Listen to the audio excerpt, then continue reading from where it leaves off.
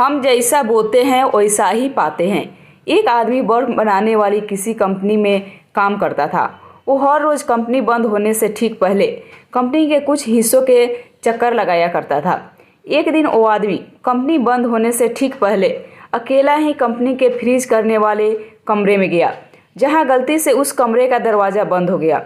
Freeze वाले कमरे का दरवाज़ा बंद हो जाने की वजह से अब वो आदमी वहीं फंस गया। हालांकि छुट्टी का वक्त हो चुका था, इसलिए सभी लोग अपने अपने घर जाने लगे थे। किसी ने भी इस पर ज़्यादा ध्यान नहीं दिया कि वो आदमी फ्रीज वाले कमरे में फंस गया है। कमरे में अकेला फंस जाने की वजह से वो आदमी घबरा गया, लेकिन थोड़ी देर बाद वो ये समझ गया कि अब तो 3-4 घंटे बाद वो बर्फ़ बन जाएगा। मौत को पास आता देख कमरे में फंसा आदमी चुपचाप एक कोने में बैठ गया और भगवान को याद करने लगा। वो भगवान से जीवन में किए गए अपने बुरे कर्मों के लिए क्षमा मांगने लगा। उसने भगवान से कहा कि हे प्रभु, जैसे तुमने प्रहलाद को अग्नि से बचाया और अहल्या को पत्थर से नारी बनाया, वैसे ही अगर मैंने अपने जीवन में कोई भी अच्छा काम किया हो तो मुझे बचा लीजिए, क्योंकि मेरे परिवार में मेरे अलावा कोई भी कमाने वाला व्यक्ति नहीं है। मेरे बच्चे भी अभी काफ़ी छोटे हैं। वो आदमी मन ही मन भगवान को याद कर ही रहा था कि तभी उसे लगा कि कोई फ्रीज वाले उस कमरे की ओर आ रहा है।